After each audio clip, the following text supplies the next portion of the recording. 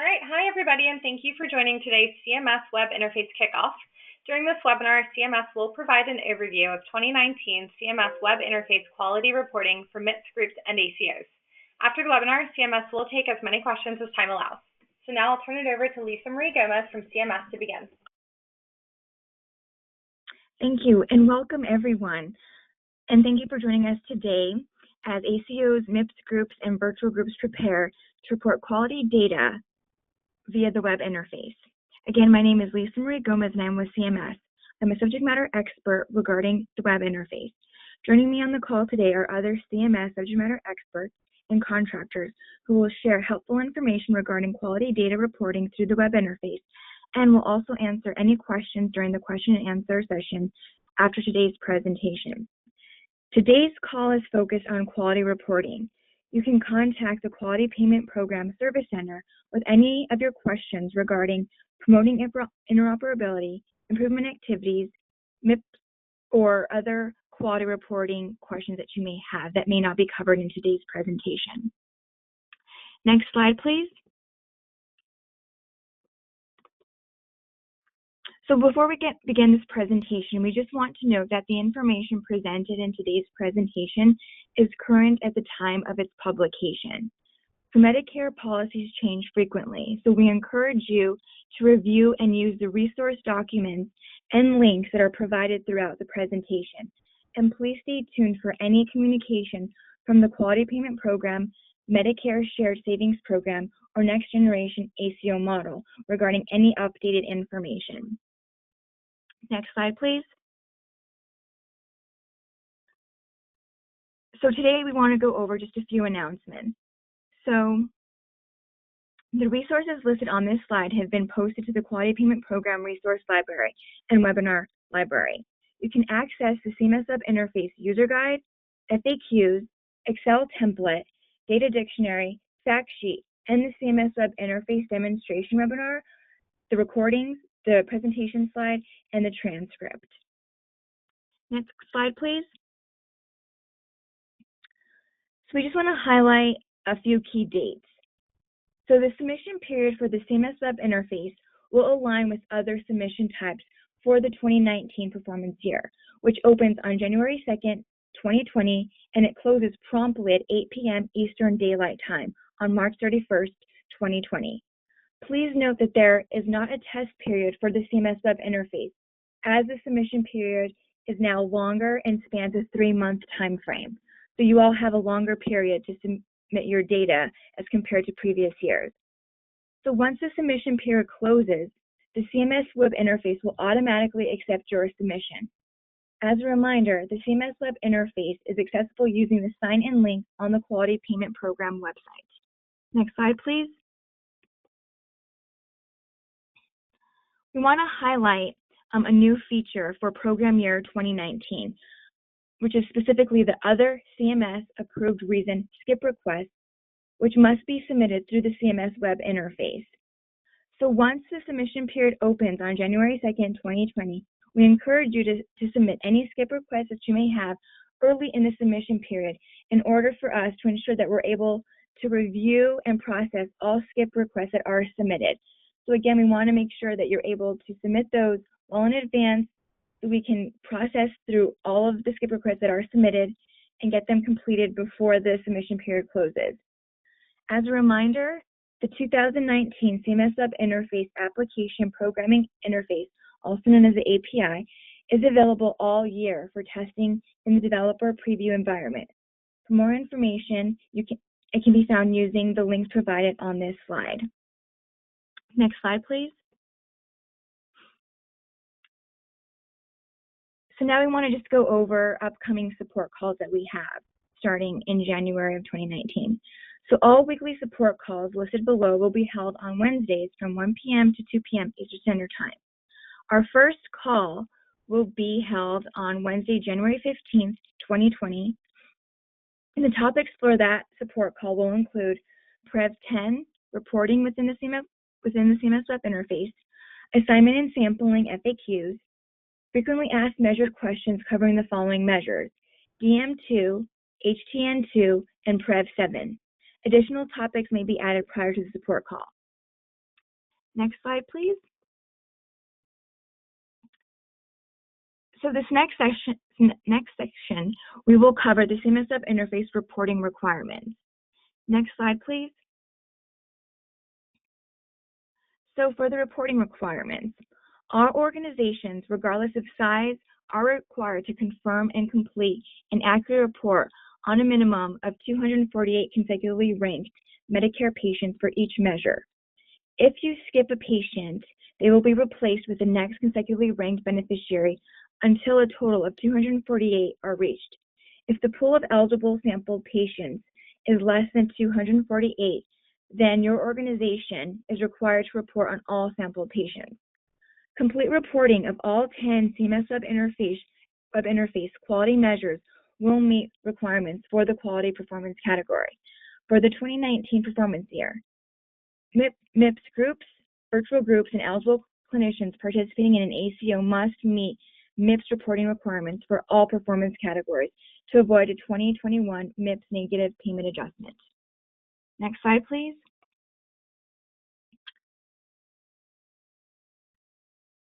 ACOs that fail to report all measures will not meet the quality performance standard and will be ineligible to share in savings if earned.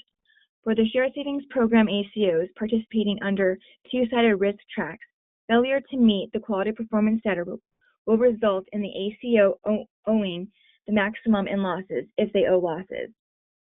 MIPS eligible clinicians who are scored under the MIPS APM scoring standard and have reassigned billing rights to the Shared Savings Program ACO participant 10 in the Shared Savings Program ACO that fails to satisfactorily report the CMS Web Interface measures for ACOs will get a MIPS quality performance score of 0 unless they report separately for the ACO, either as a group or a solo practitioner 10. So right now I'm going to turn the presentation over to Chris Reinhardt. Chris? Thanks, Lisa Marie. Okay, so I'm going to give a quick overview of how you would gain access to log on to QPP and connect to the web interface application. HARP is our identity management system. Next slide, please. So as in years past, anyone needing access to the CMS web application is going to need HARP user ID and password. So to create a HARP account, you would log on to QPP and click and sign in. If at this point you already have a user ID and password, you would just be able to enter those and you would have access to the system. If you don't already have your HARP credentials, then you're going to need to click on register. Once you've done that, you provide your legal name, your date of birth, your address, and your social security number. And then you'd go through this one-time process to set up your user ID and password. Part of the process is going to be an identity proofing exercise where we'll lead you through a series of multiple choice questions where you provide some personal information or confirm some personal information. And this is a federal security requirement applicable to our quality payment program. Next slide, please. So once you have your username and password, you'd also set up a multi-factor authentication where you're just going to select whether or not you want to receive a text or an email or a phone call to give you a confirmation code that you would use each time you log into the system. And again, that's just a one-time process. So this should give you the ability to log on to QPP, and from there, you'd have to set up any of the organizations for which you are needing to access the web interface for, whether that be an ACO or a group practice or a virtual group. So this would take you to a pretty simple workflow. Once you get into QPP, you click on the Connect to an Organization link in the Manage User tab or Manage Access tab. And that's going to take you to the workflow that would lead you through selecting your organization's name against our database. And then you would select the type of role you would need. And basically, we have two separate roles. You're either going to enroll as a security a security official, or you're going to enroll as a staff user. So if you're the first one setting up the organization, you're mandated to become a security official. The difference between the two roles is a staff user has read and submit data access. The security official has both read and submit data access, as well as an additional functionality where they can approve subsequent user requests. You can have multiple security officials for your organization. That's up to you, how you want to handle that. All of this is handled or laid out in a lot more detail than what I've provided here, and you can find that on our resource library on our QPP site. And specifically, you're looking for the Quality Payment Program Access User Guide. And if you have any problems during the setup of your user credentials, you can contact our service center at the telephone number listed on this slide or the web address listed on this slide. That concludes my portion of the demonstration. I'm going to turn this over to Özlem, and she's going to provide a little more background on some of the system functionality. Okay, good afternoon, everyone. I'm Özlem Tassel. I would like to show you the steps you will need to follow to enter the CMS Web Interface through QPP. The orange arrows on these images are to direct your attention to the areas that you'll need to click on or enter data. So to access the CMS Web Interface, you're going to have to first sign into QPP. You'll click on the Sign In on the Quality Payment Program screen. Next slide, please. You will need to enter your user ID and password, check the Statement of Truth checkbox to agree, and then click the Sign In button. Next slide. QPP requires two-factor authentication to sign in. A verification code will be sent to your selected method of two-factor authentication. You will have to enter that code here, then click the Verify button. Next slide. After signing into QPP, you can either click the Eligibility and Reporting link on the left navigation menu, or click the Start Reporting button on the page. Next slide. The following steps to navigate to the CMS Web Interface is slightly different for ACOs, groups, and virtual groups. First, I'll show you the navigation for ACOs. If you're an ACO, when you reach the Eligibility and Reporting page, you will see a page that looks like this. Above the Eligibility and Reporting page title, Performance Year 2019 will be selected by default. Under the APM Entities tab, there will be a list of APM entities that your account is associated with. Next to each entity on the list, you will have a Start Reporting button. Once you click on the Start Reporting button, you will enter the CMS Web Interface for the selected APM entity or ACO. Next slide. And here you see the landing page for the CMS Web Interface. On the left-hand side, there's a navigation menu where you can click to navigate to view progress, report data, view reports, manage clinics, manage providers, and frequently asked questions. On the right-hand side, there's a milestone timeline that helps you understand where you are during the submission period. Next slide. If you're a MIPS group, then you will have a few extra steps. Next slide. On the Eligibility and Reporting page, select the Practices tab to see a list of practices your account is associated with. Next to each practice name, you will see the Report as Group button. Click on the Report as Group button. Next slide. You will be navigated to the Reporting Overview page.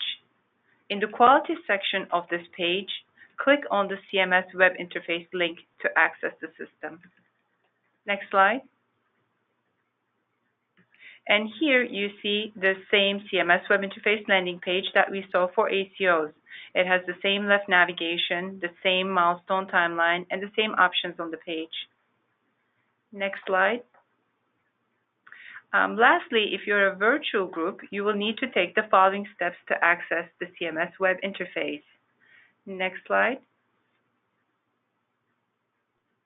Again, on the eligibility and reporting page, you would select the Virtual Groups tab to see a list of virtual groups your account is associated with.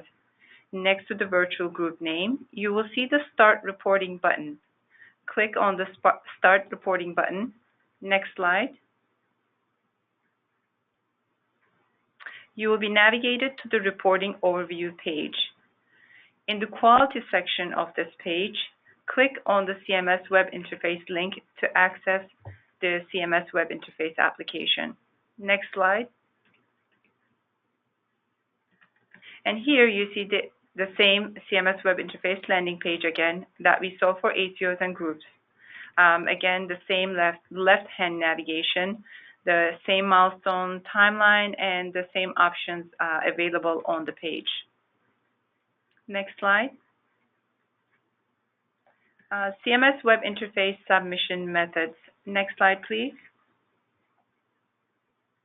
There are 3 ways you may submit data for CMS Web Interface reporting: manual data entry via the user interface, MS Excel file upload, and CMS Web Interface API application programming interface.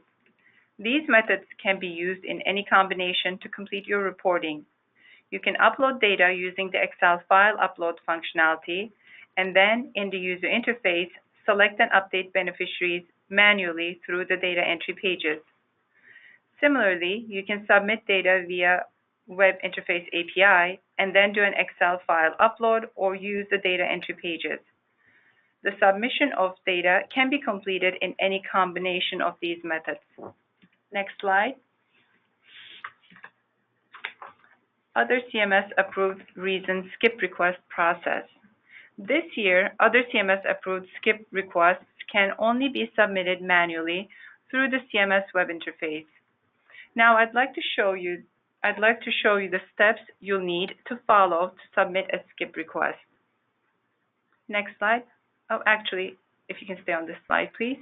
Once you identify a patient to request a skip for other CMS approved reason, you will first need to confirm the patient for sample by selecting yes for can you locate the patient's medical records and is this patient qualified for the sample question. Once you selected yes, next slide please, you will scroll down to the appropriate measure and under is the patient qualified for this measure question, click on the No, Request Other CMS Approved Reason link. Next slide. Clicking on that link will bring up the skip request modal. In this modal, submitter information as well as the measure name and patient rank will be automatically filled in for you. In order to complete your request, you will need to enter your email address and a description of why the patient is not qualified for this measure. Once all the required information is entered, you can click Request CMS Approval button to submit your request. Next slide. Upon submitting the request, Skip Request Confirmation dialog will appear. Click on Dismiss link to close the confirmation dialog. Next slide. Here you see that the patient is in incomplete status and a skip request was submitted. You can click on View Case Details link to pull up the details on this request. Next slide.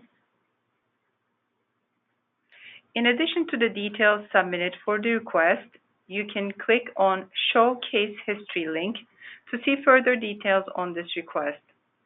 While the case is in review, the patient will stay in incomplete status. If the request is approved, the patient will be automatically marked as skipped and completed. If the request is denied, the case status will be marked as denied and the patient will stay in incomplete status. The patient will need to be completed in order to complete your submission for this measure. Next slide. Now I'm going to pass it off to Kara. Thank you and good afternoon. This is Kara Sokol, and I will provide an overview of assignment and sampling. Next slide. The CMS Web Interface allows groups, virtual groups, and ACOs to report data on a predetermined population of patients. There are several steps completed in order to determine this population of patients. First, beneficiaries are assigned to organizations based on current program rules. For ACOs, CMS will use beneficiaries assigned using the ACO assignment and alignment methodology. For groups and virtual groups, beneficiaries will be assigned using the MIPS assignment methodology. In the next step, assigned beneficiaries are assessed for their quality reporting eligibility, including measure-specific denominator eligibility. Beneficiaries who meet the following criteria will be excluded from quality measurement eligibility. Beneficiaries with fewer than 2 eligible services within the organization during the performance year will be excluded. Beneficiaries with only part year eligibility and Medicare fee-for-service Part A and Part B will be excluded. Beneficiaries who are in hospice care, who are deceased, or who did not reside in the United States will also be excluded.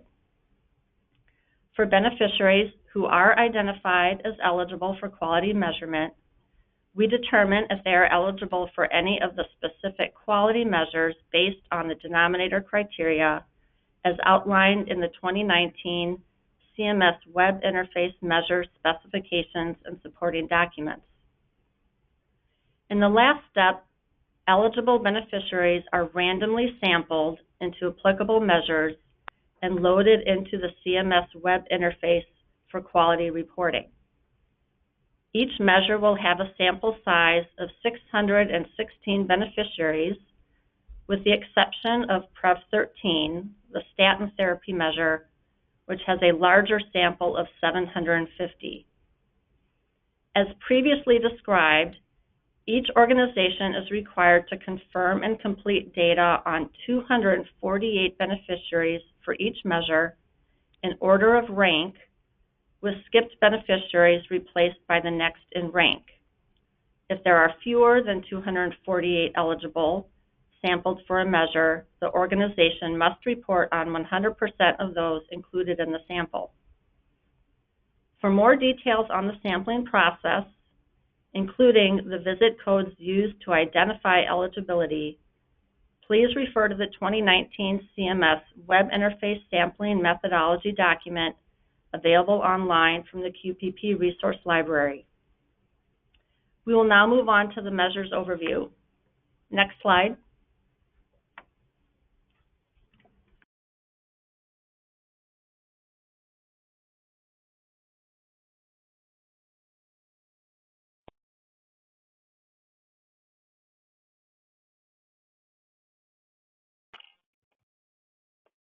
Hi, Angela Stevenson. Can you please make sure that your fan isn't on mute?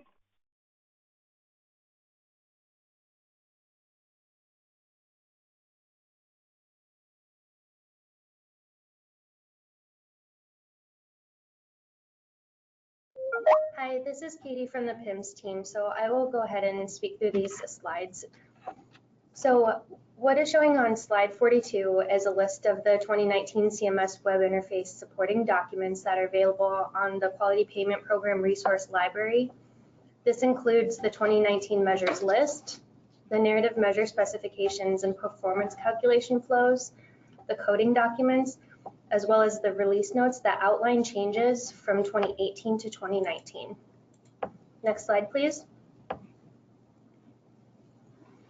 This slide shows the measures that were retired in 2019, including CARE 1, DM7, IVD2, PREV 8, and PREV 9. Next slide, please. This slide shows a list of 2019 web interface measures available for reporting during this mission period. And just a reminder that you must submit data on all 10 web interface measures for 2019. Next slide, please. This slide outlines the 2019 web interface measures with substantive changes. These changes were covered in the final rule legislation. These measures include MH1 and Prev 10. We also have included measures with guidance clarification. These are updates that we have either received from CMS or the measure steward. And these measures include Prev 7 and Prev 12. Again, for a full detailed listing of all changes to the 2019 web interface specifications, we would like to refer you to the 2019 CMS Web Interface release notes. They're release notes for the narrative documents as well as the coding documents. Next slide, please. This slide outlines the substantive changes for MH1. These changes include an updated denominator. So the patient population now includes adolescent patients from 12 to 17 years of age. It includes the PHQ-9M, and the denominator identification period was updated from 11/1/2017 to 10/31/2018. There's also updated numerator guidance, expanding the measure assessment period for 12 months plus or minus 60 days. And then additional denominator exclusions were added. This includes patients with a diagnosis of schizophrenia or psychotic disorder, and patients with a pervasive developmental disorder. Next slide, please.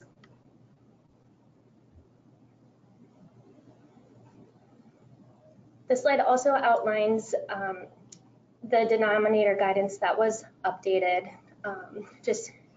some wording changes within the measure specification, and additionally outlining that 2 rates will be reported, one for adolescent patients 12 to 17 years of age and adult patients aged 18 years and older. Next slide, please.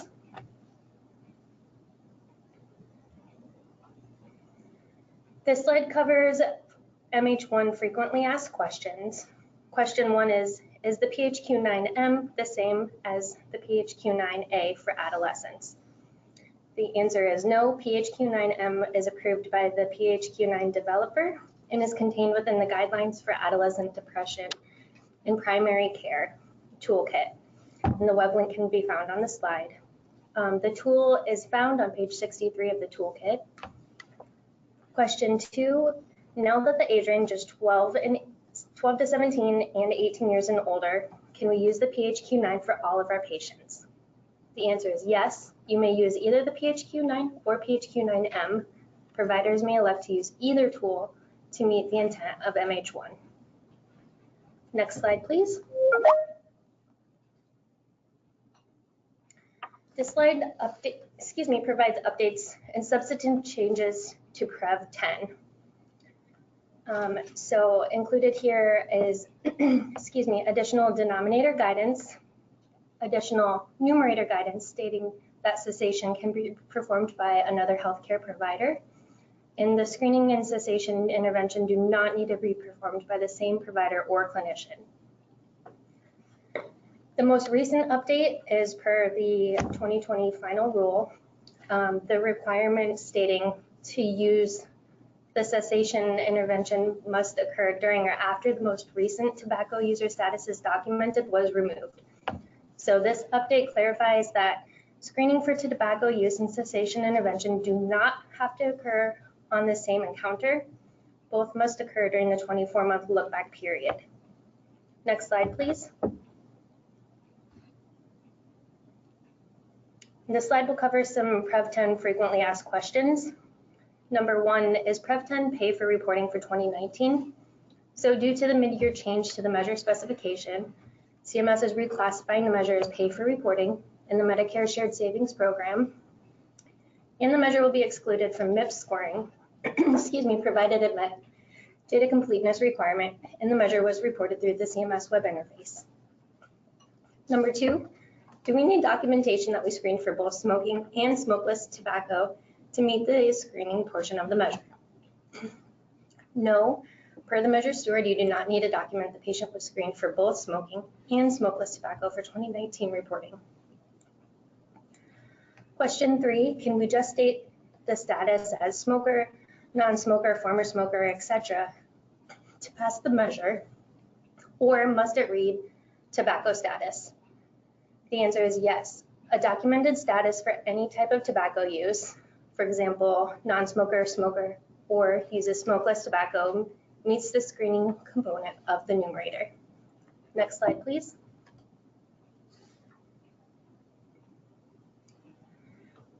This slide will cover Prev 7 updated guidance. So these are changes to the guidance within the measure specification, not considered substantive. So for this measure, the numerator guidance was updated that influenza during the flu season or report previous receipt may not be completed during a telehealth, may or may not be completed during a telehealth encounter. So this change just intends to clarify that a screening where a patient reports previous receipt of influenza can be completed during a telehealth encounter. Next slide, please. Additional guidance updates include Prev 12. So the initial population was updated to all patients 12 years and older at the beginning of the measurement period. Definitions were also updated for the tools listed on the slide. Next slide, please. Additional guidance updates include added examples of a follow-up plan, such as additional evaluation or assessment, completion of a suicide risk assessment, referral to a practitioner or program for further evaluation for depression, and other interventions designed to treat depression, such as psychotherapy, pharmacological interventions, or additional treatment options. Next slide. Here we have a few Prev 12 frequently asked questions.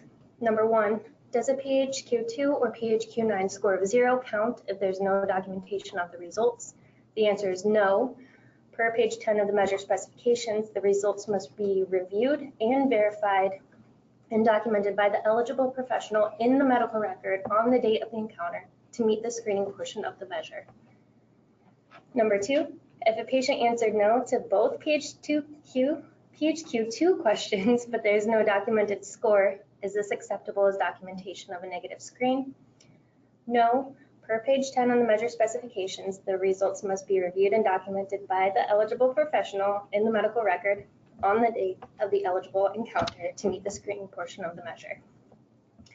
In number 3, if the PHQ-9 or PHQ-2 questions are built into the EMR but are not labeled with the name of the screening tool, is this documentation acceptable? The answer is no. Per page 6 of the measure specification, the name of the age-appropriate standardized depression screening tool must be utilized and documented in the medical record. Next slide, please. This brings us to the end of our measures overview. I will now hand things back to Lisa Marie. Thank you. Thanks, Katie. So the next few slides, we will continue to outline the available CMS Web Interface resources. Next slide, please. So the items currently listed on this slide are currently available on the Quality Payment Program Resource Library. We'll continue to communicate any future postings and upcoming support calls. The Help and Support page at qpp.cms.gov contains links to materials such as videos, webinars, and online courses, as well as other items to help with reporting and development. Next slide, please. This slide contains links to resources available for the Medicare Shared Savings Program, ACOs, and for the Next Generation ACO model. So please check those links and other information for information related to those programs. Next slide, please. If you need additional assistance, please refer to the contact information listed on this slide. Again, contact help relates to Quality Payment Program, the Medicare Shared Savings Program for ACOs, and the Next Generation ACO model. Now I'm going to turn the presentation over to Lauren Kiefer. Great, thank you. All right, just a reminder that if you'd like to help us improve the quality payment program, we are always looking for participants to collaborate with us and provide feedback. So please contact the QPP research teams for any of our human-centered design efforts. You can do that by emailing qppuserresearch@cms.hhs.gov. Okay, and that brings us to the question and answer session of our webinar.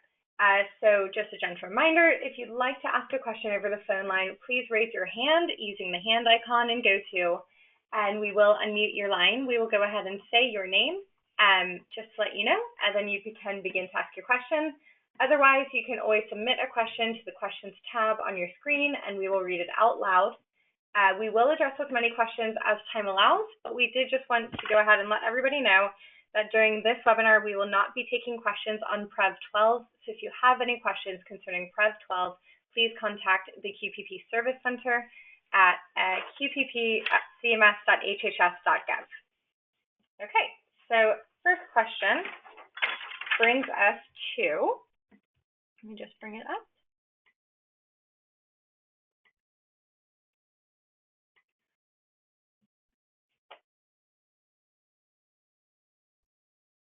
Okay, first question is, what are the deadlines for web interface and when will data be available? Hi, this is Lisa Marie. So the time frame to submit any data for quality via the web interface is from January 2nd, 2020 to May 31st, 2020, and the deadline is 8:00 p.m. So once the submission period closes at 8 p.m., whatever data and information you have been submitted through the web interface, that data will automatically be accepted, and that's the information that will be assessed and scored. And then information in regard to how well you did, or like the reports, well, actually the reports for the web interface in terms of like the data that you submitted and reported, those reports are actually available in the web interface. So when you're navigating, as Autism showed you on the left-hand side, there's a navigation panel, and then that's where you're able to see like the reports relative to the information that you submitted via the web interface. Just to clarify, this is Fiona from the Shared Savings Program. The web interface reporting closes on March the 31st, not May the 31st. Oh, sorry, did I say May? Sorry, I thought I said March. Sorry. Great, thank you. All right, next question asks, to get bonus points, can we also submit electronic quality measures as well as the web interface?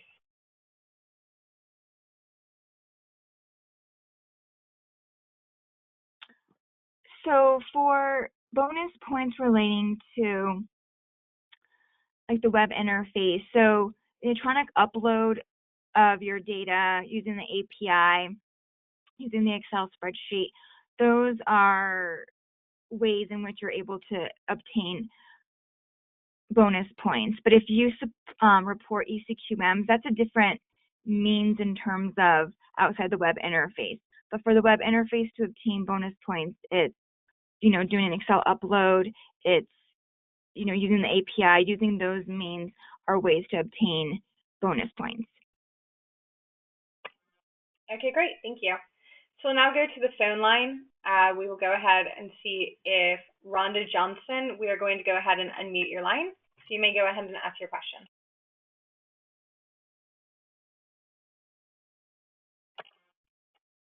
All right, moving back. Looking forward to the next few support calls. Can you repeat the topics for the January 15th call, please?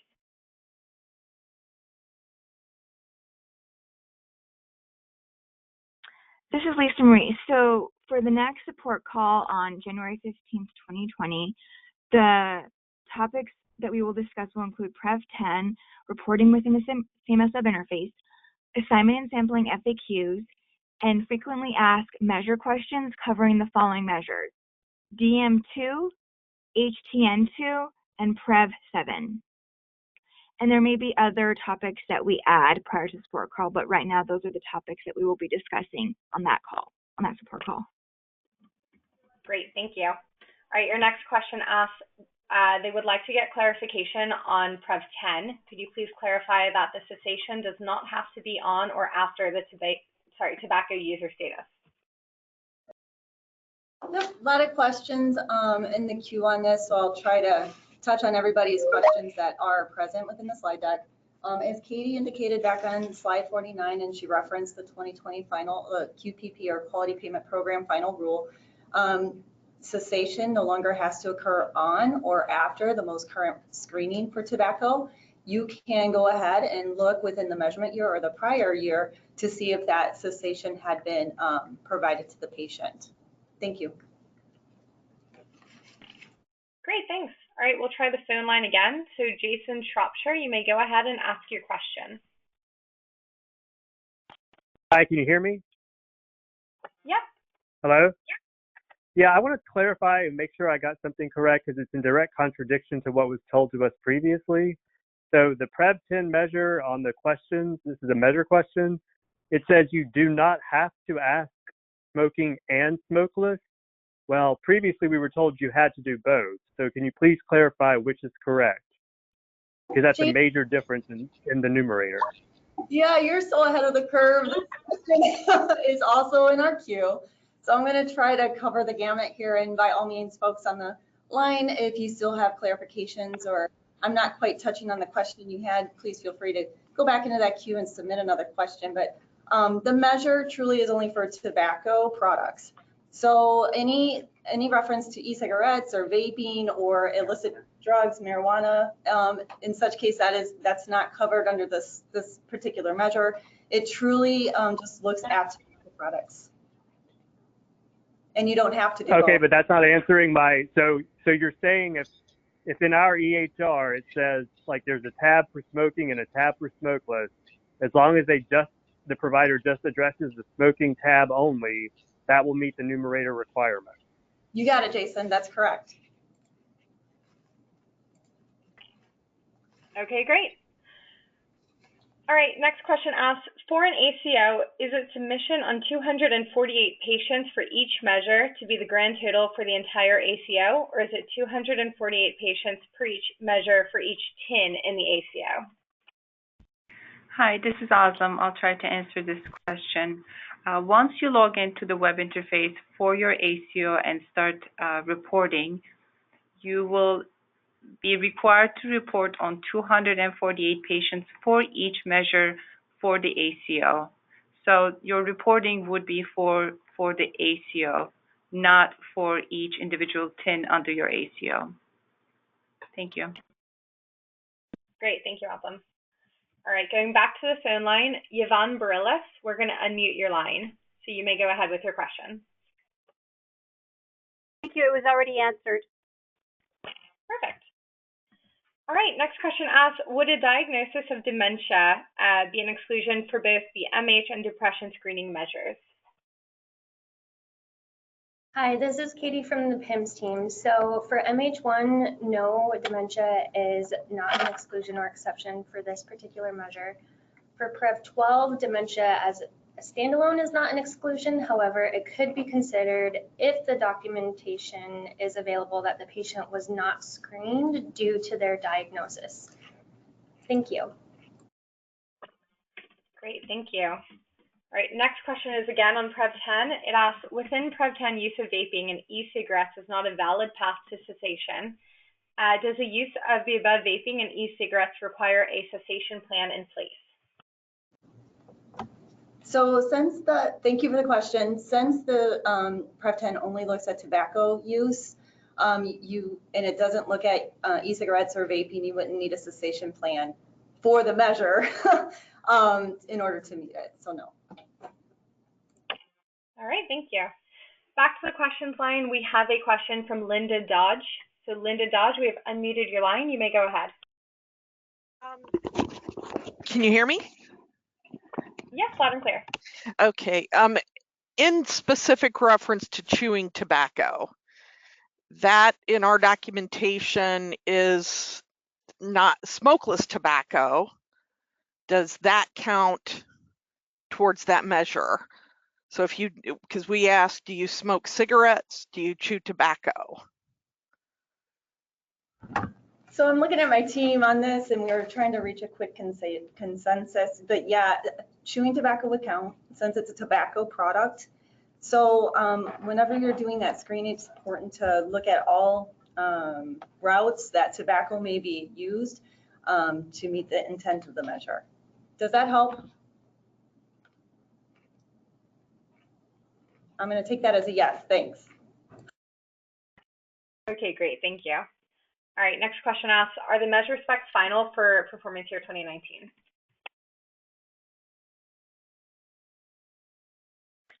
This is Lisa Marie. Yes, the measure specs that have been released for 2019 are the final specs. All right, thank you. All right, next question from the phone line is from Rajita Kamshati. So Rajita, you may go ahead and ask your question.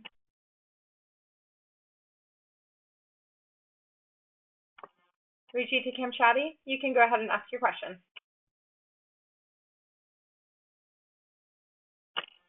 All right, never mind. Next, we will go on to Anita Irwin. Anita Irwin, you may go ahead and ask your question. Hi, this question is again about the tobacco use screening. I'm still trying to get some clarification on this. So if we have a patient that chews tobacco in real life, he chews tobacco, but when he comes in to see his provider, if they only ask, do you smoke? He's going to say no. And then that's going to count that we've assessed his tobacco status. And that will, but we didn't ask about any other form of tobacco, and he really is a user, and we've missed that. So that doesn't make any sense to me that that's going to be providing good care. Yeah, this is a good question about the interaction and how the intent of the measure sort of aligns or works within the flow of the interaction that you have with the patient. And the measure truly is intended to look at tobacco use in all forms. And so I know that the question can get tricky. I understand when you're interacting with a patient, depending on how the question gets asked, they're going to give you a different response. And I completely appreciate that nuance within that interaction with the patient, but I can just speak to the intent of the measure. And so the intent truly is to look at all forms of tobacco use that you have with that patient. And obviously when abstractors are going to go back in and look to see if screening was performed and if the patient was positive for tobacco use, they're going to have to rely on the medical documentation that they find within the chart. And so, that's a question for the nuance of assessment skill. I would say that if the question was, do you smoke? And the patient says no, but you understand that they chew, how they would interact with the chart to document that. And so, again, that's sort of a nuance, and I can just speak to the intent that the measure is truly looking for all types of tobacco use. The way it was in 2018, and I remember on the weekly calls early in the year when we, during the time that we were actually collecting all the data, this topic was discussed ad nauseum. And we were told last year that and the way I understood it was, if we only documented that we assessed for smoking, that we could not use that would not count for the numerator because we did not assess for all forms of tobacco. So we spent a whole lot of time this year redesigning our EHR to ensure that we captured both forms of tobacco. But now this year you're saying as long as you just asked for smoking, you're good. So no, I want to just clarify that is a piece of it, but that's not completely what I said. And so what I'm saying is the intent of the measure truly looks at all forms of tobacco use, not a specific question. And how you frame that question as a clinician to the patient and that interaction can get a little bit tricky in the way that you're getting or procuring that information from your patient and then transcribing it into the documentation. So I am not saying that you should ask a specific question or that the question of do you smoke is irrelevant. That's a relevant question, but I'm saying that it could be broader.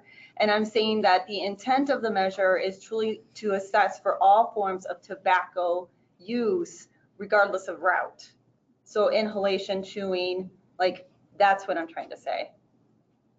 And I do appreciate that, this has been a really, it's been hard to sort of translate into clinical flow, and appreciate your feedback. I will say that we do take these questions back to the measure steward, and this is how we get to this point of its clarification and guidance from the steward. We do interact with them on these questions. Is that helpful? Or should we open a question, help desk ticket to discuss further? Would that be helpful?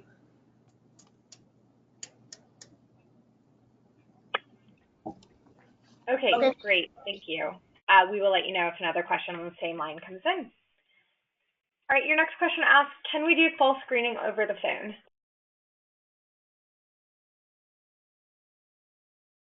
Hi, this is Olga from the PIMS team. So the setting of the screening is not restricted to an office setting, and yes, it can be completed during a telehealth encounter. Great, thank you. All right, next, what is the reporting period for promoting interoperability? So this is Lisa Marie. So similar to quality reporting via the web interface, it's from January 2nd to March 31st. So that's also for improvement activities and promoting interoperability. So it's all performance categories that you're required to submit data on. The submission period is the same time frame. There was another question with regard to the test period. So as I stated earlier in the presentation, for this year there is not a test period for the web interface. So the web interface will just open promptly on January 2nd. And because you have a longer time frame to submit data, which is actually 3 months compared to previous years, which was 8 weeks, we no longer have a test period since you have a longer time frame to actually submit data. So again, there is no test period. Great, thank you. All right, we've had a few more questions come in over the phone line. So Martin Gens, we are unmuting your line, and you may go ahead. Hi, thank you. I'm going to go back to the Prep 10 question again. I'm looking at a screenshot of slide 50 of the frequently asked questions. The question is, do we need documentation that we screen for both smoking and smokeless tobacco to meet the screening portion of the measure? And the answer goes on to say no. Per the measure steward, you do not need to document the patient was screened for both smoking and smokeless tobacco for the 2019 reporting. So from what I hear, everything seems to be in, it's talking in circles here. So which is it? Do we need tobacco or just smoking? And I think everybody has the same question. Yeah, I appreciate that. The queue has blown up a little bit for questions. And again, the intent is it's going to be for all types of tobacco. So I guess if we're considering chewing tobacco smokeless, the answer would be that would be included in yes. So tobacco use in the form of, I guess, however you guys are interpreting the smoking and non-smoking tobacco. I'm looking at my team here. Do you guys have any other thoughts on this? Additions? This is Deb. I'm not sure if this is going to be very helpful or not. We understand that in previous years, the guidance was you needed to ensure you were screening and asking the question, do you smoke? And question number 2, do you use smokeless tobacco? What the measure developer has provided us for clarification is the intent of the measure is that you are screening for tobacco use. But if you happen to ask, do you chew tobacco? And the patient says, yes, I do.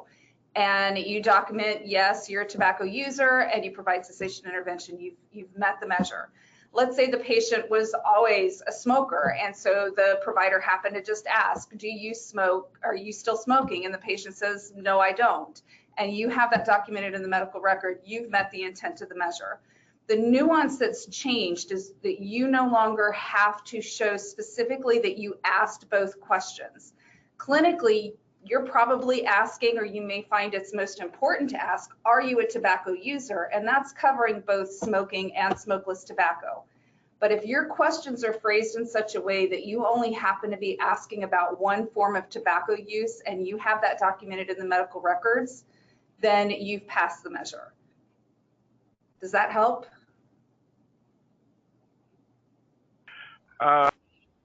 Possibly. I think this one's going to be discussed at a few more of these calls. Thanks.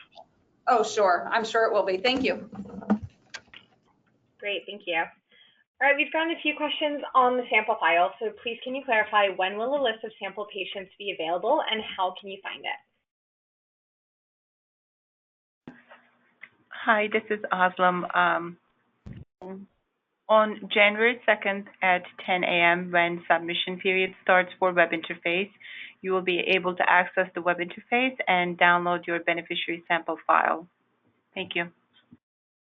And this is Kristen. Just to clarify, for ACOs, the patient ranking files will be sent prior to the opening of the web interface, and the release of the patient ranking files will be announced in an upcoming ACO Spotlight newsletter with details on how to access it. Thank you. Great, thank you.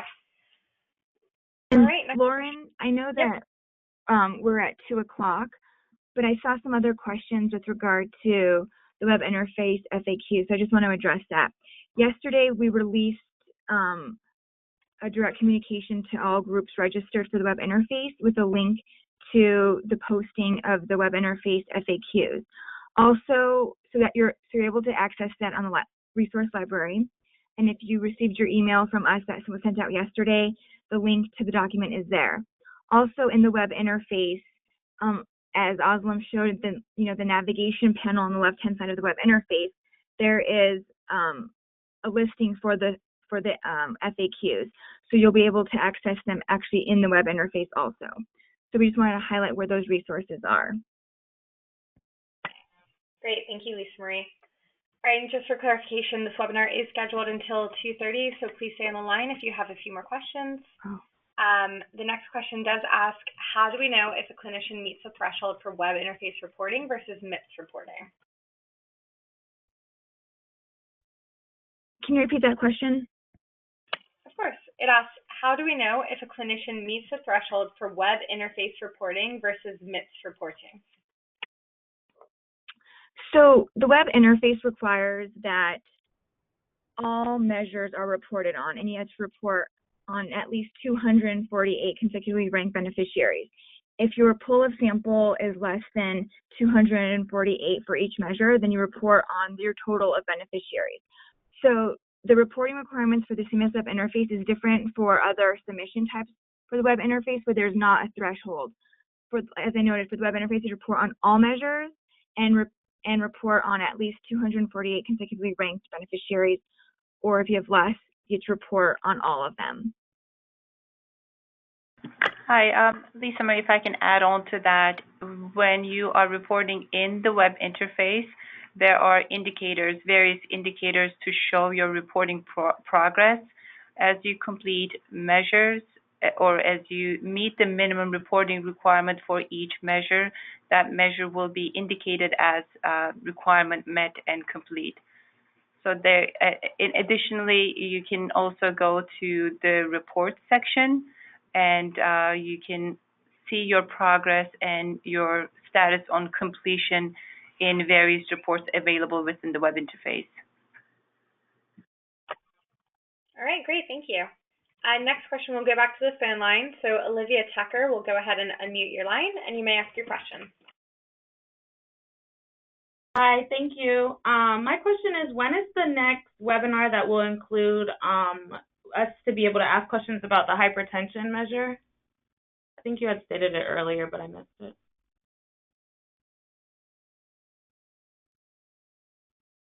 So that will be January 15th.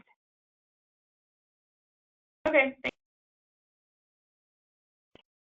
Okay, great. Thank you. Next question is also from the phone line. It's from Dominic Buell. Dominic Buell, we've unmuted your line, so you may go ahead.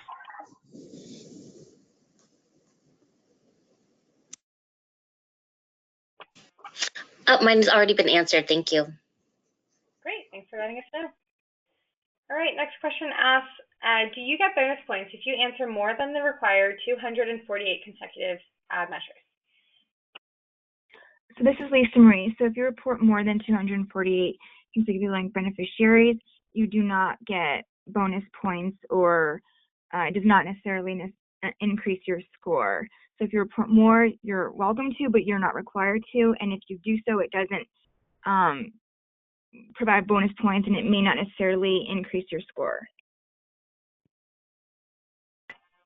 Great, thank you. All right, just as a reminder, if you would like to ask a question over the phone, please make sure that you are connected to the audio, and you may have to input your unique audio PIN in order to ask a question. All right, so next question asks, what is the average turnaround time to hear from QPP whether your skip reason is accepted or not? Hi, this is Katie from the PIMS team. So that question is really dependent on a couple of things. The first is how much information is provided regarding the skip request when it's submitted. We shoot to have them reviewed and resolved within 3 days, but there might be cases where we need more additional information, or your specific case requires further investigation. So we anticipate about 3 days, but just keep in mind there may be situations where your response takes a bit longer. All right, great, thank you. We'll go back to the phone line. So we have a question from Amy Petit. Amy, you may go ahead and ask the question. Guys, I have a question regarding the bonus for uploading information. I would like some additional information. If you're in an ACO, is there an opportunity to get those bonus points? I have not heard any information around that.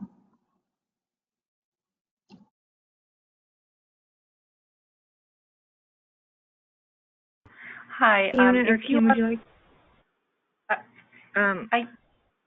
if you are referring to the end-to-end bonus points, you can earn them by using the Excel upload functionality or the API functionality in Web Interface.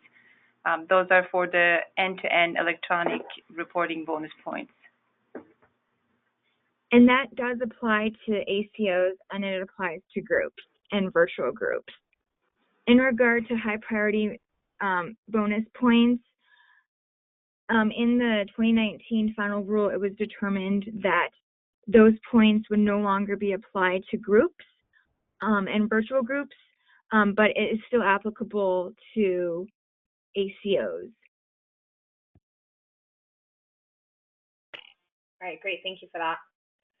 All right, we have a few more questions from the phone line, so we will turn it to Michael Levand. Michael, you may go ahead and ask your question. Hi, so last year there was a new function or report in QPP that showed data irregularities. My question was, is that still available for this year? Is that report downloadable like many of the other reports? And are those irregularities still optional in terms of us fixing them? The data irregularities report is still available this year. That functionality has not changed, and it will be available and will function as it did last year. And is it still optional that we fix it, or is it a requirement that all those irregularities be fixed? Correct. Data irregularities are not errors, so it is optional. It is just to bring any data irregularity to your attention. It is at your discretion whether or not you would like to fix that.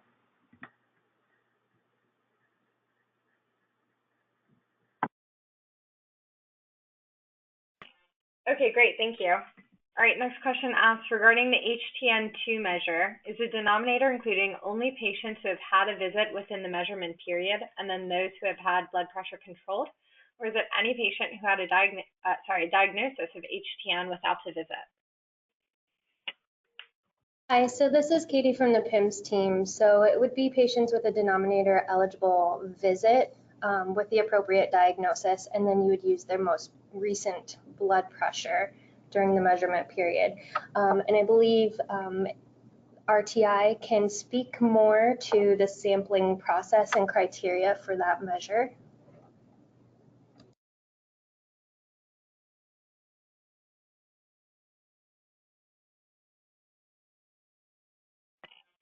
Okay, we can go back to that as so.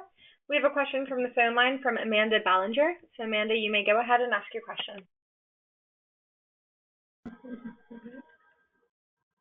Are you talking or? Amanda Hi, this is This is obviously not Amanda, but same phone line. The question with regards to the end-to-end reporting bonus, if we upload information out of our EMR into the populated Excel file and then also make corrections via the interface afterwards, does that still qualify for bonus points?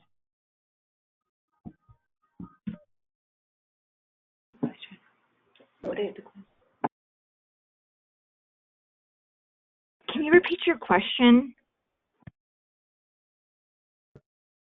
Sure. So with regards to the end-to-end reporting and bonus points associated with that, if we are taking the sample file and then populating it with EMR data out of our EMR directly, and then uploading that into the interface, and then also making corrections via the interface to the sample file, does that qualify for end-to-end reporting bonus points? Once you use the Excel upload functionality to submit your data, you earn bonus points. Later on, going back to the web interface and using the data manual data entry functionality will not impact the bonus points you already earned. So you will still earn the Excel upload. Great, thank you. All right, next question asks, are there only specific, I just lost it. Hang on just a minute. Are there only specific CPT codes for telehealth where full screening and influenza can be reviewed with beneficiary? Or is it basically any phone conversation with beneficiary where the information captured and documented in the EMR counts? Hi, this is Angie from the PIMS team. Telehealth is not narrowly defined for the purpose of collecting information for the numerator for the web interface measures. The measures that do allow telehealth can be obtained over the phone, email, etc. The medical record documentation is required to support what is reported, but no, it isn't particular codes, it's just the method by which it is obtained. Thank you.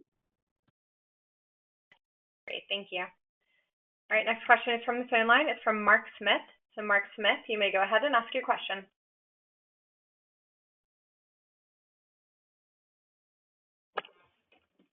Mark Smith, you may go ahead and ask your question. All right, so we'll move back. Another question asked is, if our ACO uses the Excel upload for some but not all of the reporting, are we still eligible to earn the end-to-end bonus points?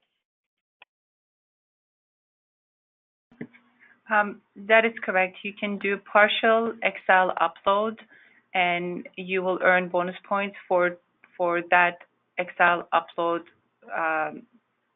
that was completed. It does not require full file or it does not, in order to earn bonus points, you can use combination of these methods. It does not require that 100% of your submission was completed through Excel. So you will still earn bonus points for using the Excel upload functionality. Great, thank you. Going back to a previous question, we have, what is the definition of a telehealth encounter, and is it certain codes only? Hi, this is Angie from PIMS. I think we just answered that. What was the last part of the question regarding telehealth? Does it pertain to certain codes only? Okay, the answer is no.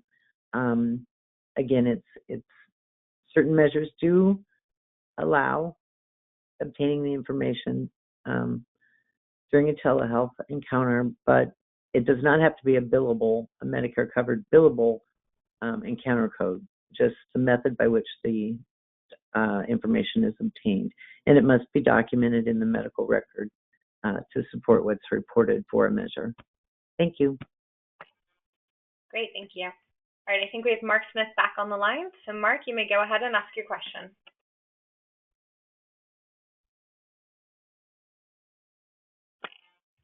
All right, never mind. We'll try from Lisa Tronowski. Lisa, I've unmuted your line, so you may go ahead. My question was already answered. All right, great, thank you. All right, next question asks, Does the PHQ-9 not count for adolescents?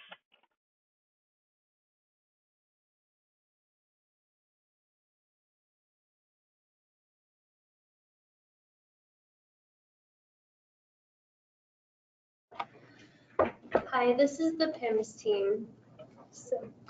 Okay, so yeah, the PHQ-9 can be used. It's a modified PHQ-9 that's specifically for children.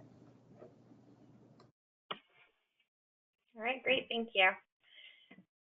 All right, one more question from Michael Levant. Michael, you may go ahead and ask your question. Thanks. So regarding all these kind of measure updates that have been discussed today and will be discussed in the future, have those changes been made to the measure logic that CMS releases to EMR systems? So for instance, our EMR system has worked and received files from CMS that really explain the logic behind these measures so that they can build necessary reports for us. Have those been updated to reflect the things that we've just talked about today and others?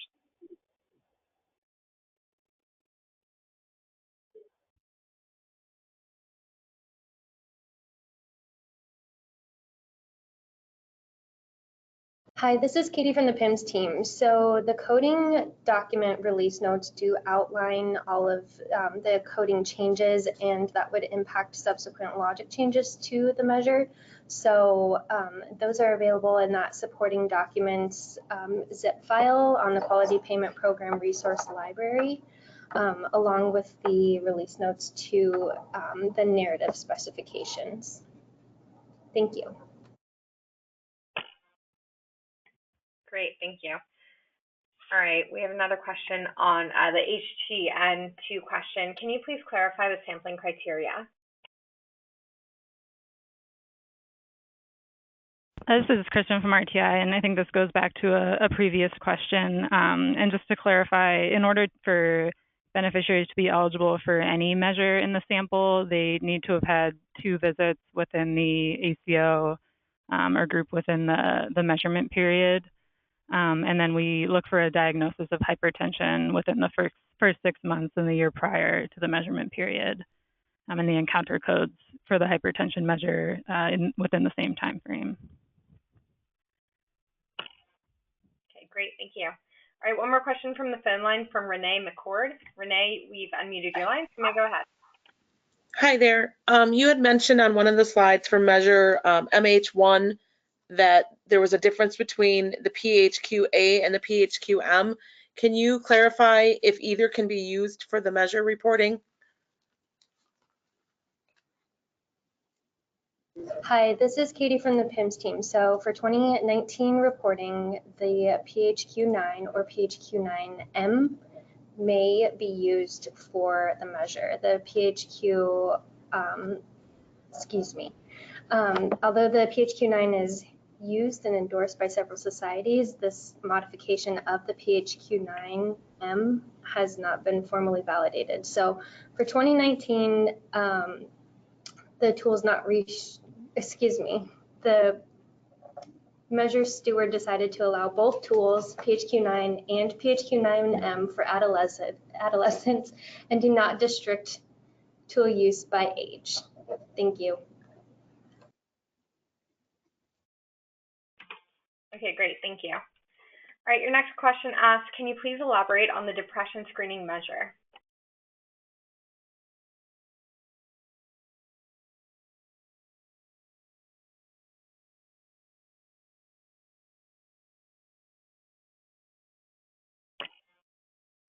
All right, just to re-ask, can you please elaborate on the depression screening measure?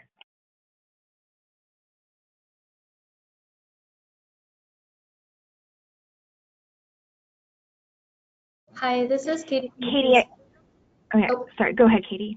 I was going to say, I think whoever submitted that question, we might need a little bit more information on what your specific inquiry is regarding that question. So if we could just get a little bit of clarification, we can address your question in more detail. Or if you'd like to, you can submit a help desk ticket. Thank you. Okay, looks like they're calling into the phone line. So Rajita Kimshati, you may go ahead. Hi, can you hear me? Yep, loud and clear. Yeah.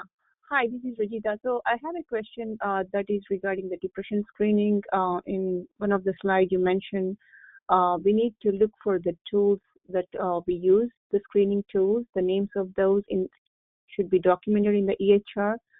So do we have to look for those? If they're not documented, can we still consider them or not with just the scroll, looking at the scores? Hi, this is Katie from the PIMS team. So the direction for 2019 Prev 12 in regards to required documentation is aligned with what is in the measure specifications. So per page 6 of the specification, the name of the appropriate standardized depression screening tool must be utilized and documented in the medical record.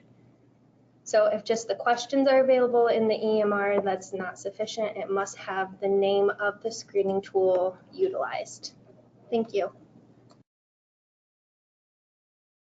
Okay, thanks. Great, thank you.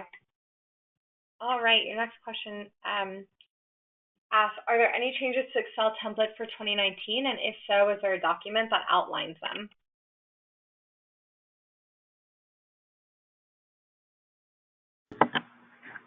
There are several changes to the template. There are obviously measure changes and a few other changes that you can easily identify by comparing the file from last year to this year. Excel template has been published on the QPP resource library. So you could go to the QPP resource library and download a copy of the Excel template. But at this time, we do not have a document that outlines the changes compared to the last year. Thank you. All right, great, thank you. All right, we have another question from the phone line from Debbie Smith. So Debbie, you may go ahead. Yeah, hi, can you hear me? Yep, you may go ahead. Oh, I just wanted to clarify the skip process. I'm reading through the questions chat and I'm a little, I just want to make sure I have it correct.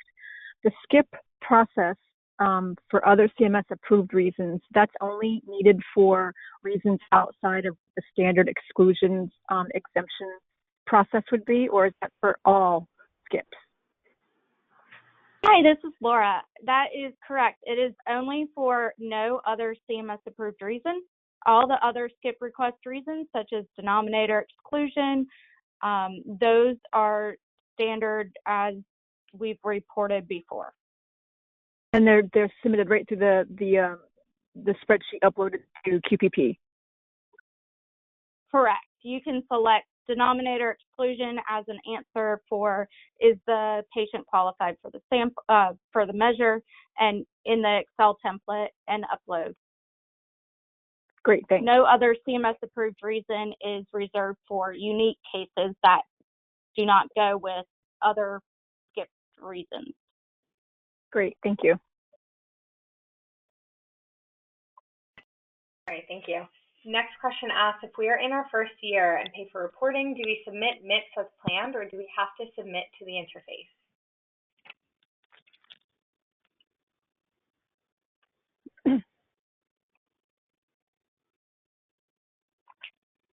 The Shared Savings Program. If this is an ACO, which I'm presuming it probably is because of the question about pay for reporting, then as for requirements for submitting for the Shared Savings Program, you have to submit your measures through the CMS Web Interface. But it would actually be good if you could actually give us a little bit more information on that question, please. All right, if you're able to raise your hand, we'll go ahead and unmute you. And in the meantime, we have a question from Melissa Reed, I believe, on flu and telehealth encounters. So, yes, so can you please just clarify if she heard correctly that you cannot take flu in a telehealth encounter? Hi, this is Jamie with PIMS. You can go ahead and take an assessment of flu during a telehealth encounter. Thanks. Thank you, Jamie. All right, so going back to the previous question, Brittany, we've unmuted your line, so you can elaborate. Can you guys hear me? Yes, you may go ahead. Okay, so we were approved as an ACO July 1. And we have our providers reporting MIPS for 2018, but for the rest of this year, we were just making sure that we don't have to submit for the previous year on the interface. So that will be all for 2019. It's not going to be for 2018, correct?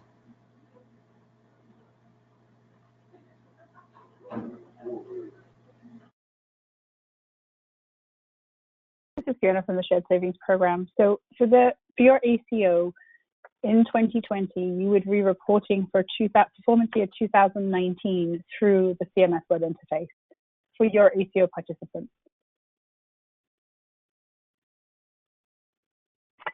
Okay, great, thank you. All right, so we've got about 5 minutes left, so we'll take a few more questions. We have one more on the phone line from Sean Schillinger. So Sean, you may go ahead. Hi, I just wanted to clarify, the question was asked about a PHQ tool or PHQ-9 resembling a PHQ-2 or 9 without being named, and the answer was it must be named. This contradicts a QPP response I got last year saying as long as it resembles it exactly per the wording, that it would count.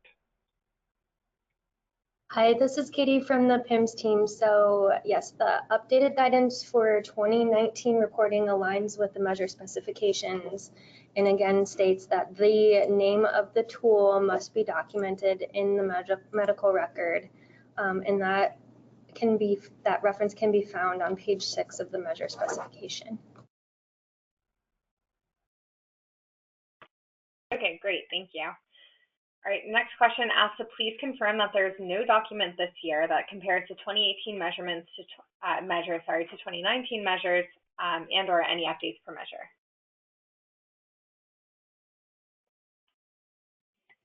Hi, this is Katie from the PIMS team again. So there are documents out there that do outline the changes within the narrative specifications and as well as the coding documents. So those are found on the Quality Payment Resource Library within the 2019 CMS Web Interface supporting documents.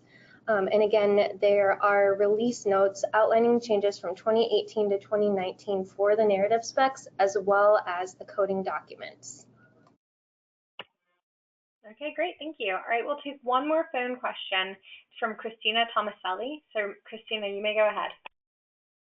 Hi, I just had a question about the depression measure clarification. I was looking in the specifications, and it looks like for follow-up on a positive screening that they do not take a negative PHQ-9. So if you do a PHQ-2 and it's positive, in previous years we were given guidance that you could accept a PHQ-9 done on the same day that was then negative. But it looked like that was taken away, that option. Hi, this is Katie from the PIMS team. So we are currently reviewing this issue, and we would just ask that any Prev 12 questions be directed to qpp@cms.hhs.gov. Thank you. Hopefully that was the right email address. Great, thank you. So next question asks, can you please clarify if the PHQM and the PHQA be used for the MH1 measure, or are you stating that has to be the PHQM?